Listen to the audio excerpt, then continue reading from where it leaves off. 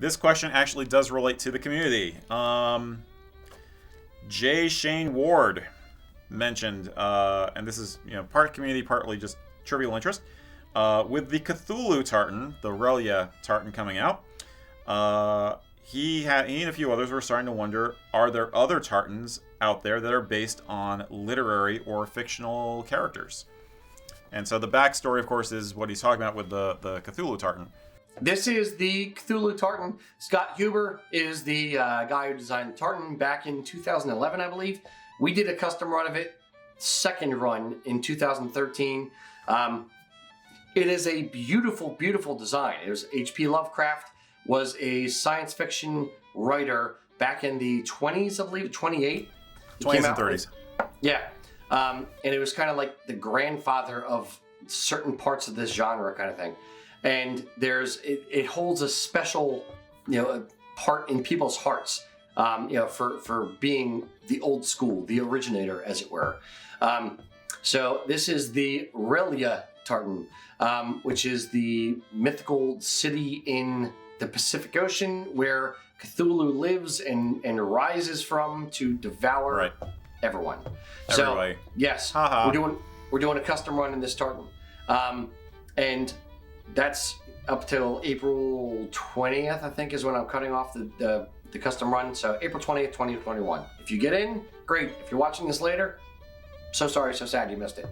Yep. But the question was, are there any other science fiction, mythical, literary people or creatures or whatever that have their own Tartans?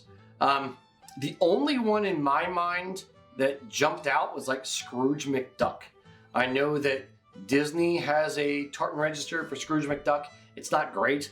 It's very, very plain because it's in a cartoon.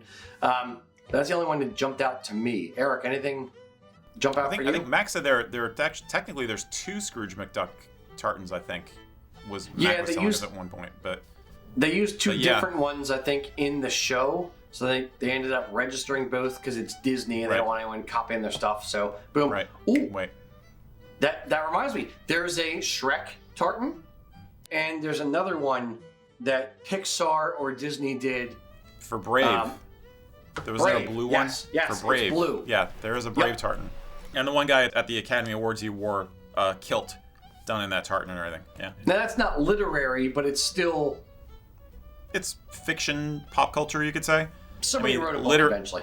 It was a script. I mean, literature is basically pop culture that's gotten old. There was a script. It's okay. It was a script. Right. It's literary.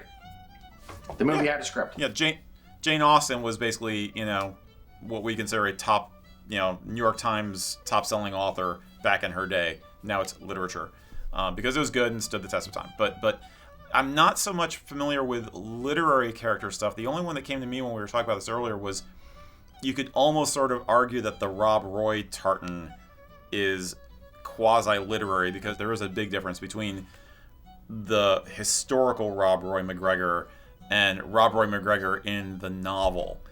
You know what I mean? So it's which do you think of more when you look at that Tartan is going to depend on your perspective, I guess. But it's much more likely nowadays that people come out with Tartans for fictional stuff. And I had mentioned when we talked about this earlier, at some point somebody tried to do some Tartans based on the colors of various famous comic book heroes. Like Superman and Wolverine and Spider-Man have Tartans. I'm not sure if they've ever been officially registered, but that was the first thing that came to my mind as a pop culture thing. One more. Technically, this is literary. Outlander. Okay. Yeah. Outlander has 4 Tartans, I believe.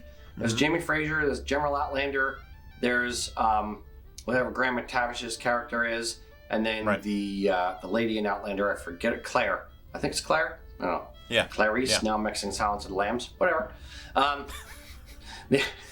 I'm so not Are the Tartans still names. screaming, Agent Starling? Exactly. Those are your Tartans, Clarice.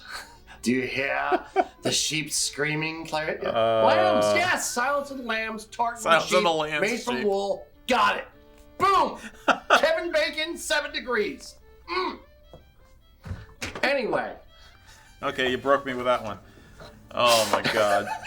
Oh, it's horrible. My wife knows the guy who actually invented the game 7 Degrees of Kevin Bacon. He was from... I think it's 6 degrees. 6 degrees, whatever it is. She knows the guy who started that. He's from Conshohocken. Or Manioc or Conshohocken, one of the two. Anyway, shout out to Mick. That's the only other one I could think of would be another one. People tried to turn the house colors from the Harry Potter books into tartans at one point. That was strictly a commercial operation for selling, mini skirts to Hot Topic kids. Ravenclaw. Yeah, exactly. Ravenclaw and Gryffindor and Dorfendorf. So they all each have a sort of a tartan based on the house colors. I want to look into this. I'm surprised I didn't look into this before we went live, but I'd be willing to bet somebody has created a Sherlock Holmes tartan. And I'll bet you dollars to donuts that, or hot cross buns to tea cakes, that there's a Sherlock Holmes tartan out there. Somebody has probably done it because the Baker Street Irregulars, the fans of Sherlock Holmes are pretty rabid, and especially in the UK. So I'd be willing to bet somebody's done that.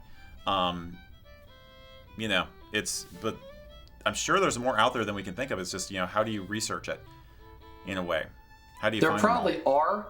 I can't think of any off the top of my head, or too many off the top of my head. But yes, there probably are. So, if you can think of any more, load them in the comments. There you go. Absolutely. Yeah, Cthulhu Fakran! What do you think? Does the old one deserve a tartan? Tell us in the comments. Fandom and Kilts do have a history together. For more on pop culture and Kilts, check out these videos over here.